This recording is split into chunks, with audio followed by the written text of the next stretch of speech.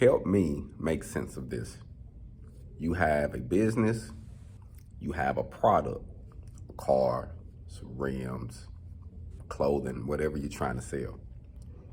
And someone comes to you and say, hey, I can help you sell your product that you're not really selling. You're selling, but I can help you sell more.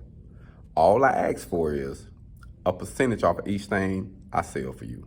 If it's $150, whatever the percentage is, $150, $200, $300, whatever it is, I'm gonna sell it for you.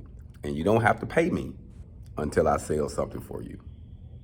Make it make sense why they feel like they shouldn't have to do that. Like, well, I did the work. You ain't doing the work. The person that's selling it for you is doing the work. You did the work to get the vehicle or get the clothing or get the rims. Now, your salesman is going to help you sell them. So you tell me, you don't want to pay the person? You don't want to bless the person that's actually helping you make money? See, it takes money to make money, family. We got to realize that. If you want to make a dime, you got to spend a dime.